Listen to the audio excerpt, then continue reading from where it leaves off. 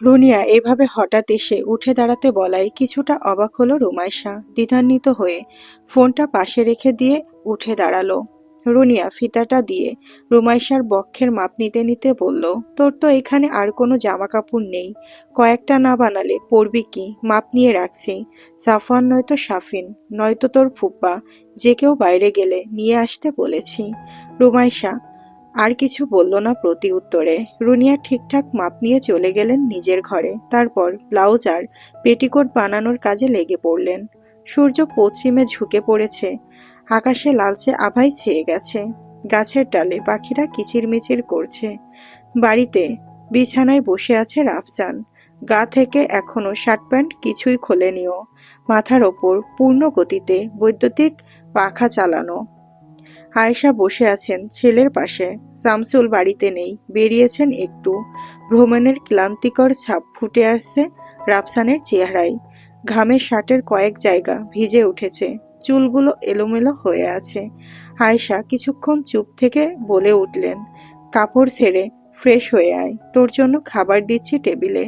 টেবিলে দেব নাকি রুমে নিয়ে আসবো? রাফসান উঠে দাঁড়িয়ে শার্টের বোতাম খুলতে খুলতে বলল, টেবিলেই দাও, আমি আসছি এক্ষুনি। আয়েশা চলে গেলেন। ছেলে বাড়ি ফেরায় খুব খুশি তিনি, কিন্তু খুশির ছাপটা মুখে ফোটেনি। রুমাইশার সাথে মানসিক বিচ্ছেদ আর নিজের বোনের ছেলের মর্মর অবস্থা, দুই মিলিয়ে তিনি মোটেও স্বস্তিতে নেই। জুবায়ের ভর্তি আছে হাসপাতালে। কলার বোন থেকে হাত খুলে গেছে, নাকের একপাশের হাড় চির ধরেছে। ডাক্তার প্রয়োজনীয় ব্যবস্থা নিয়েছেন। কয়েকদিন পরেই হাসপাতাল থেকে রিলিজ দেওয়া হবে ওকে। রাফসান ওয়াশরুম থেকে বেরিয়ে হাত মুখ মুছে টেবিলে বসলো। আয়েশা পাশে বসে ছেলেকে খাবার বেড়ে দিতে লাগলেন। রাফসান খাওয়া শুরু করলো। আয়েশা তাকিয়ে দেখছেন ছেলেকে। বাচ্চাগুলো কত দ্রুত বড় হয়ে যায়। রাফসানের বয়স এখন 28 ছুঁই ছুঁই। আয়েশার মনে হলো সেদিনের রাফসান সমস্ত গায়ে ধুলাবালি মেখে গুটি গুটি পায়ে হেঁটে বেড়াচ্ছিল সমস্ত উঠান জুড়ে। আর এখন সেই ছোট্ট রাফসান পরিপূর্ণ যুবক হয়ে বসে আছে তার সামনে। বিয়ে দিতে হবে খুব দ্রুত।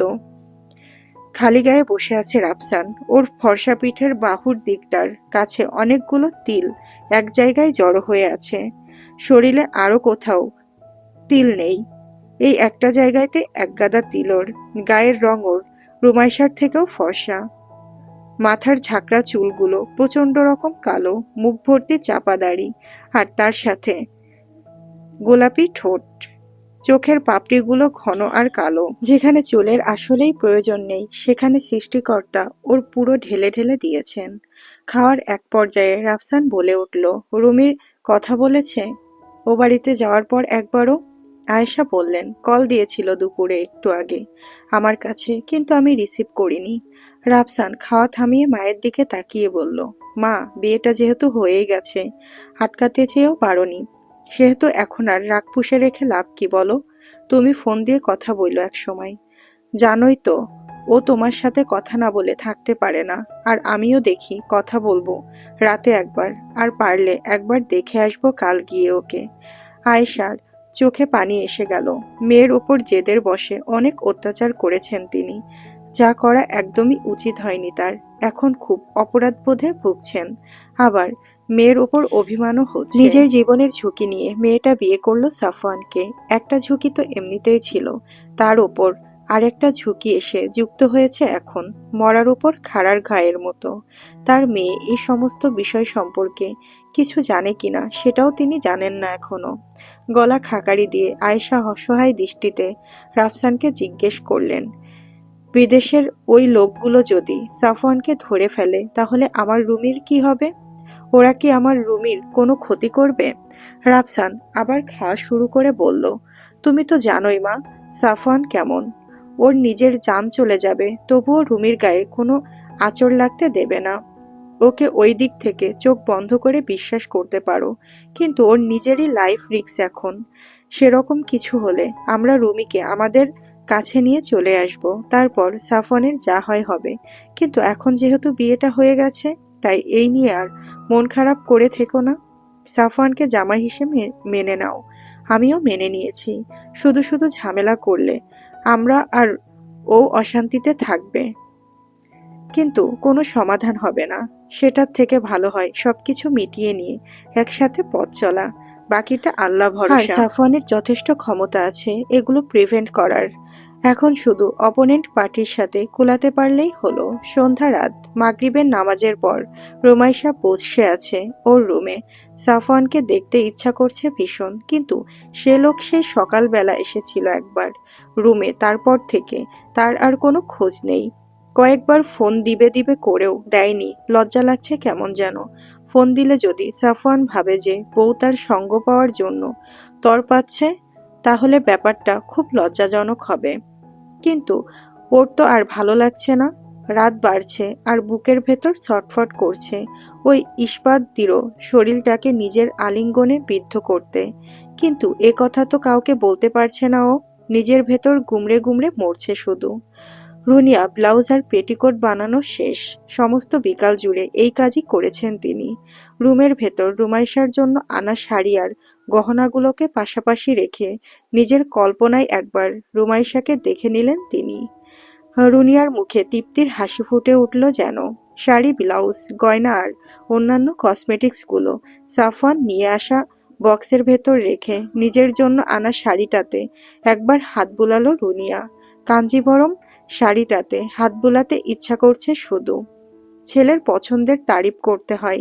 এই শাড়িটা ইশতিয়াক এখনো দেখেননি, রুমিরগুলো দেখেছেন শুধু। শাড়িটা রাতের বেলা পরবেন ইশতিয়াকের জন্য ভাবলেন তিনি, তার আগে দেখাবেন না। সাফওয়ানের রুমে বর্তমানে সাফওয়ান আর শাফিন বিছানা সাজানোর কাজে আছে। সাদা রঙের বিছানার ওপর লাল সাদা মিশেলে 4টা বালিশ রাখা, আর সমস্ত খাট জুড়ে লাল গোলাপের পাপড়ি ছিটিয়ে দিচ্ছে শাফিন। বিছানার চারপাশ দিয়ে বেলি ফুলের মালা ওপর নিচ করে সাজানো, ফুলের গন্ধে মম করছে চারপাশ। বেডসাইড টেবিলের ওপর কিছু রং বেরঙের ছোট ছোট স্বচ্ছ ক্যান্ডেল রাখা। অসম্ভব সুন্দর করে গোছানো রুমটাতে আভিজাত্যের ছাপ।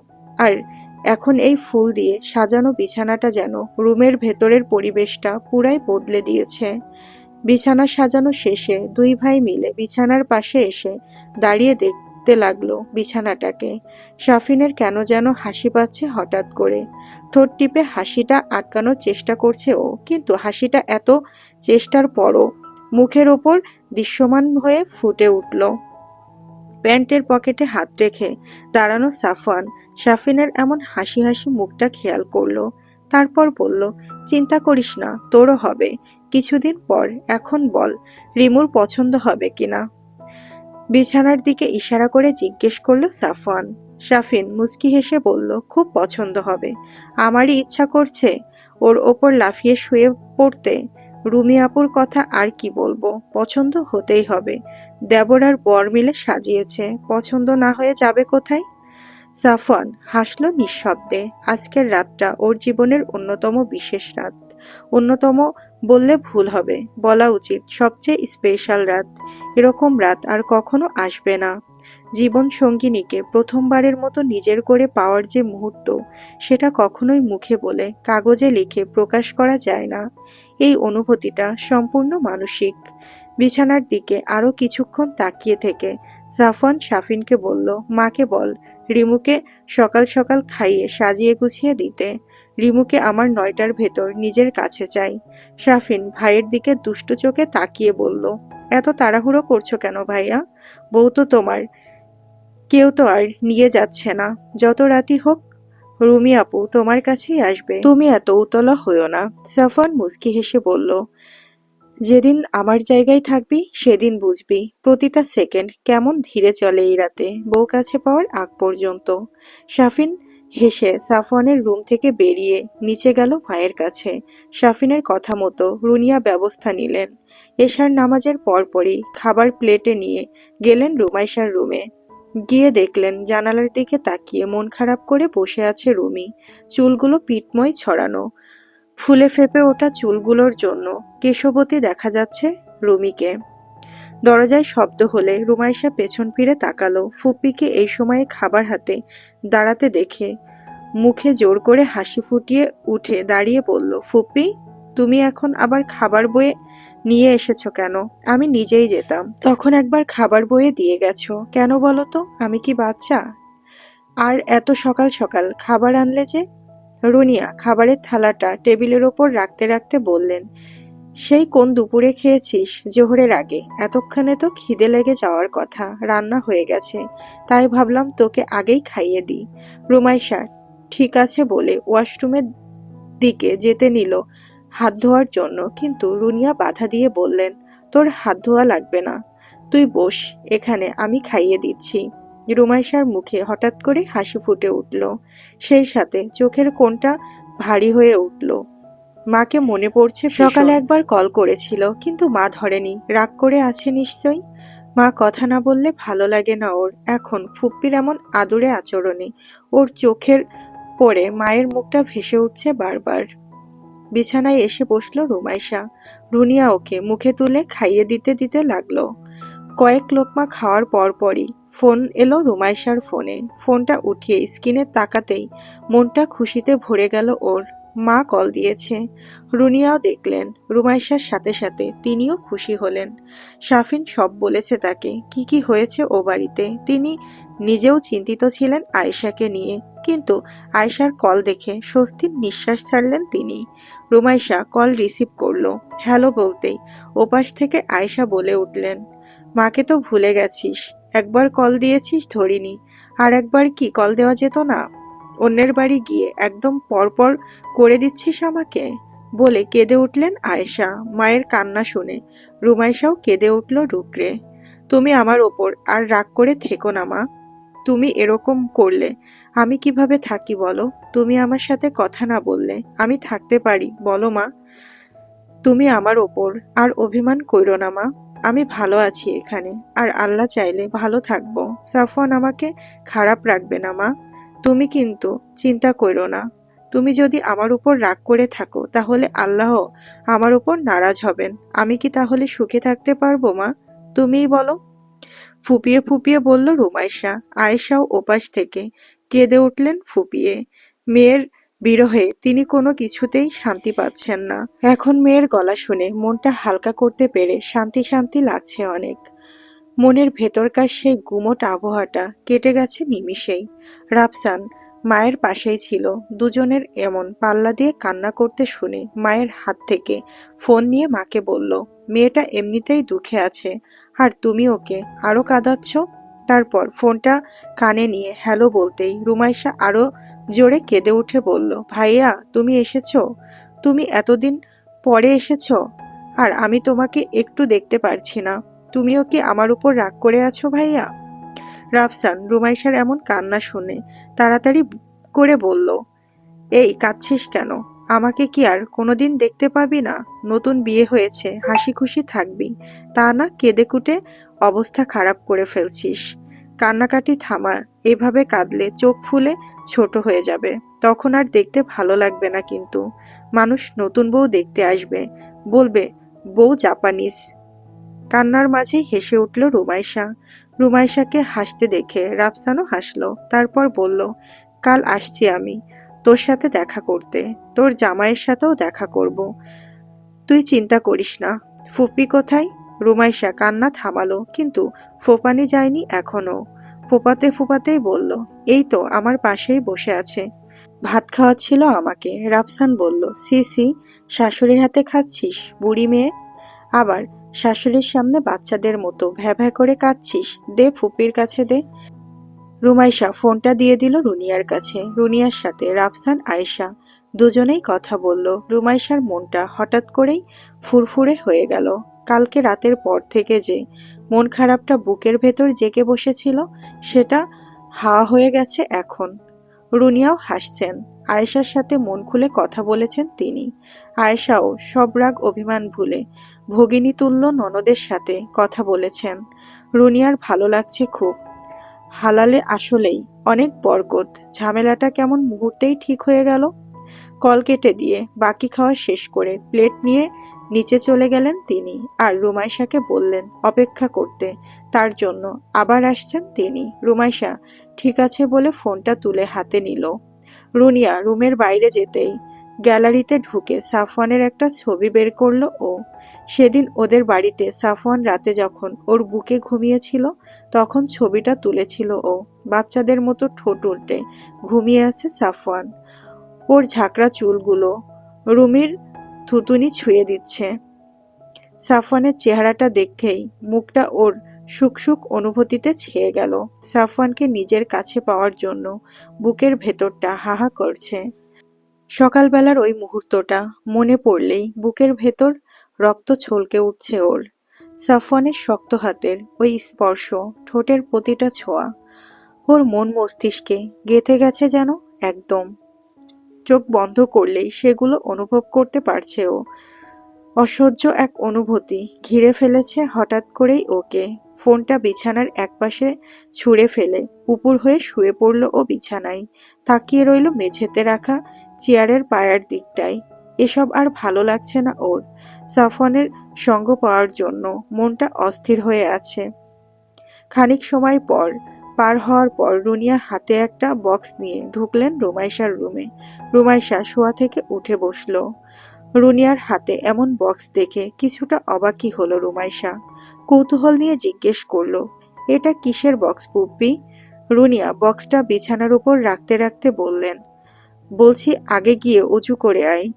রুমাইশা রুনিয়ার দিকে কিছুক্ষণ জিজ্ঞাসু দৃষ্টিতে তাকিয়ে থেকে ব্যাপারটা বোঝার চেষ্টা করে ওয়াশরুমে ঢুকলো। তারপর উজু করে বাইরে বেরিয়ে দেখে রুনিয়া বিছানা জুড়ে শাড়ি গহনা সাজিয়ে বসে আছে।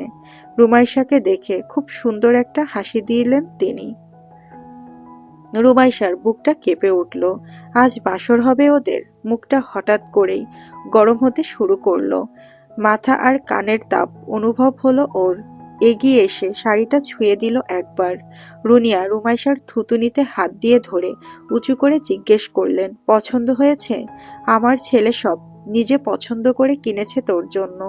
রুমাইশা রুনিয়ার দিকে এক পলক তাকিয়ে আবার শাড়ির দিকে মন দিল। অসম্ভব সুন্দর শাড়িটা। অজান্তেই মুখে ওর হাসি ফুটে উঠল। রুনিয়া হাসলেন সেটা দেখে। তারপর রুমাইশাকে শাড়ি পরানো শুরু করলেন। সাফওয়ান আর শাফিন চুপচাপ বসে আছে ছাদের রেলিং এর উপর। সাফওয়ানের পরনে একটা আন্ডার শার্টার ট্রাউজার। চুলদাড়িগুলো অগোছালো হয়ে আছে। চোখে গগলস পরে আছে। মুখে মাস্ক নেই। বাইরে বসলে সবসময় গগলসটা পরে থাকে ও। জলজলে চোখ জোড়া অনেক দূর থেকেই দেখা যায়, বরং আরো ভয়ঙ্কর দেখায়। এমন সময় নীরবতা ভেঙে শাফিন বলে উঠল, আজ তোমার বাসর, কিন্তু তোমার কোনো প্রস্তুতি দেখছি না। একটা পাঞ্জাবি তো পরতে পারতে, কিন্তু তুমি একটা শার্টও পরনি। এইভাবে গেঞ্জি ট্রাউজার পরে বসে আছো। সাফওয়ান আকাশের দিকে তাকিয়ে বলে উঠল, আমার কোনো প্রস্তুতি লাগবে না, আমি এমনিতেই প্রস্তুত। শাফিন হাসল সাফওয়ানের কথায়। ভাইটা তার কখন থেকে অধৈর্য হয়ে বসে আছে। কতবার ছাদে পায়চারি করেছে তার ঠিক ঠিকানা নেই। শেষে না পেরে রেলিংয়ে বসে তার পাশে আকাশের তারা দেখতে দেখতে হঠাৎই সাফওয়ানের মনে পড়ল খুব গুরুত্বপূর্ণ কিছু থেকে যাচ্ছে। তড়িৎ গতিতে রেলিং থেকে ছাদের বাইরে নামতে নামতে ও বলল, আমি আসছি একটু, তুই তোর রুমে যা। রুমি রেডি হলে আমাকে ছোট্ট করে একটা টেক্সট দিস। তারপরেই ঝড়ের গতিতে ছাদ থেকে লাফ দিয়ে নেমে জঙ্গলের ভিতরের দিকে হেঁটে অন্ধকারে মিশে গেল ও। শাফিন সেদিকে কিছুক্ষণ তাকিয়ে থেকে দোতলার উদ্দেশ্যে ছাদ থেকে বেরিয়ে গেল। মেরুন রঙা শাড়ির সাথে সোনার গহনা পরে নতুন বউ সেজে আয়নার সামনে দাঁড়িয়ে আছে রুমাইশা। চেহারায় সামান্য প্রসাধনীর ছোঁয়া, চোখে গাঢ় করে কাজল দেওয়া, ঠোঁট দুটো লালচে গ্লোজের ছোঁয়ায় লোভনীয় রূপ নিয়েছে। চুলগুলো খোপা করে মাথার উপর উঠিয়ে দিয়েছেন রুনিয়া। গলায় কানে হাতে শোভা পাচ্ছে সাফওয়ানের সদ্য কেনা কারুকার্য খচিত গহনাগুলো। অপ্সরার মতো সৌন্দর্য যেন ঠিকরে পড়ছে রুমাইশার শরীর থেকে। রুনিয়া পাশে দাঁড়িয়ে রুমাইশাকে দেখে যাচ্ছেন। আগে কখনো শাড়ি পরিহিত অবস্থায় রুমিকে দেখেননি তিনি। আজ হঠাৎ শাড়ি পরে রুমিকে অনেক বড় বড় লাগছে যেন। অদ্ভুত রকমের একটা স্নিগ্ধতা সমস্ত মুখে লেপ্টে আছে ওর। এমন সময়ে দরজার কড়া নড়ার আওয়াজ পাওয়া গেল। বাইরে থেকে শাফিন বলে উঠল, ভেতরে আসার অনুমতি আছে? রুনিয়া ভেতরে আসতে বললেন ওকে। শাফিন ভেজানো দরজাটা খুলে ভেতরে পা রাখলো। রুমাইশাকে দেখে চোখ কপালে উঠল ওর। অবাক হয়ে রুনিয়ার দিকে একবার তাকিয়ে আবার রুমাইশার দিকে নজর ফিরিয়ে বলে উঠল, আপু, কি সুন্দর লাগছে তোমাকে। আমার ভাই এমনিতেই হাঁসফাঁস করছে, এইবার তোমাকে দেখলে দম বন্ধ হয়ে মরেই যাবে বেচারা। রুনিয়া হেসে উঠলেন। রুমাইশা লজ্জা পেয়ে হাসি হাসি মুখটা নিচের দিকে করল। শাফিন মায়ের দিকে তাকিয়ে বলে উঠল, আপুর গোছানো শেষ হলে আপুকে দিয়ে আসো, তোমার ছেলে আর তর সইছে না। রুনিয়া হাসলেন। শাফিন রুম থেকে বেরিয়ে নিচে গেল। সোফায় ইস্তিয়াক আহমেদ বসে আছেন। বাবার সাথে গল্প করা ছাড়া ওর আর কিছু করার নেই আপাতত। সিঁড়ি দিয়ে নামতে নামতে সাফওয়ানের ফোনে ছোট্ট করে একটা মেসেজ লিখে সেন্ড করে দিল শাফিন। রুনিয়া রুমাইশাকে আরো একটু গোছগাছ করে দিয়ে বাইরে নিয়ে এলো। হল রুমে ইস্তিয়াক আর শাফিন বসেছিল সোফায়, সেখানেই নিয়ে গেল ওকে। ইস্তিয়াক তো রুমাইশাকে দেখে চমকে গেলেন একেবারে। হেসে বলে উঠলেন, এটা কি আমাদের সেই রুমি? আমার মেয়ে থেকে আমার বৌমা হয়ে তো রুমি বড় হয়ে গেছে, তাকে আর চেনাই যাচ্ছে না। ছোট্ট রুমি, ছোটবেলায় যার কোলে বসে হাঁড়ি পাতিল খেলতো, এখন তার জন্য সত্যিকারের হাঁড়ি পাতিল নিয়ে নাড়াচাড়া করবে। এটা তো একটা অদ্ভুত রকমের সুন্দর ব্যাপার। রুমি লজ্জা পেল ইস্তিয়াকের কথায়। আজ প্রতি পদে পদে লজ্জা পাচ্ছে ও। এখন কোনো মতে লোকচক্ষুর আড়াল হতে পারলেই বেঁচে যায় ও। নিচে আরো কিছুক্ষণ থেকে রুমাইশাকে নিয়ে রুনিয়া ছাদের দিকে এগোলেন। ছাদের রেলিং জুড়ে নীল আর সোনালি রঙা মরিচবাতি জ্বালানো। শাফিন আর সাফওয়ান সন্ধ্যা ধরে এসব করেছে। ছাদটা আজ অন্যান্য দিনের তুলনায় ছিমছাম দেখাচ্ছে। রুমাইশার বাহু ধরে হেঁটে হেঁটে চিলেকোঠার কামরাটার কাছে এগিয়ে গেল রুনিয়া। প্রতিটা কদমের সাথে সাথে রুমাইশার বুকের ভেতর ধক ধক ক্রমে বেড়ে যেতে লাগলো। প্রবল উত্তেজনায় হঠাৎ করেই গা ঘামতে শুরু করলো ওর। রুনিয়া ওকে দরজার কাছে রেখে চোয়ালটা 2 আঙুল দিয়ে একটু টেনে দিয়ে নিচে চলে গেলেন। রুমাইশা একা দাঁড়িয়ে আছে দরজার সামনে। নিঃশ্বাস পড়ছে ওর ঘন ঘন। এমন তো নয় যে এই প্রথমবার ও সাফওয়ানের কাছে যাচ্ছে। এর আগেও তো সাফওয়ানের কত কাছাকাছি থেকেছে ও, কিন্তু তখন তো এমন হয়নি। তাহলে এমন হচ্ছে কেন? সাহস সঞ্চার করে দুরু দুরু বুক নিয়ে ভেজানো দরজাটা ঠেলে ভেতরে ঢুকলো ও। ডিম লাইট জ্বলছে ঘরের একটা, কিন্তু ঘর তো ফাঁকা। সাফওয়ান গেল কই? ভেতরে ঢুকে ধীর পায়ে বিছানার কাছে এগোলো ও। সাদা রঙের বিছানার ওপর বড় বড় গোলাপের রক্তিম পাপড়িগুলো ফুটে পড়েছে। বেলি ফুলের গন্ধে চারপাশটা ভরে উঠেছে একেবারে। ডিম লাইটের নীলচে আলোয় ঘরটাতে যেন এক স্বপ্নময় পরিবেশ সৃষ্টি হয়েছে। বিছানা থেকে চোখ সরিয়ে সাফওয়ানের বুক শেলফের দিকে এগোলো রুমাইশা। এক রাতে এই ঘরটাতে আসার অপরাধেই মরতে বসেছিল ও। সেদিন ও এই বুক সেলফের কাছটাতে এসেছিল ও কৌতূহল মেটাতে। আজ আবারও এসেছে, কিন্তু সেদিন আর এদিনের ভেতর বিস্তর ফারাক। বুক শেলফে চোখ বোলাতে বোলাতে একটা মোটা কালো মলাটের ডায়েরির দিকে হঠাৎ করেই নজর গেল রুমাইশার। শেলফের এক কোনায় বীরদর্পে অবস্থান করছে সেটা। রুমাইশা হাত বাড়িয়ে সেটা ধরতে নিতেই পেছন থেকে একটা পুরুষালী কণ্ঠ ভেসে এলো, রিমু।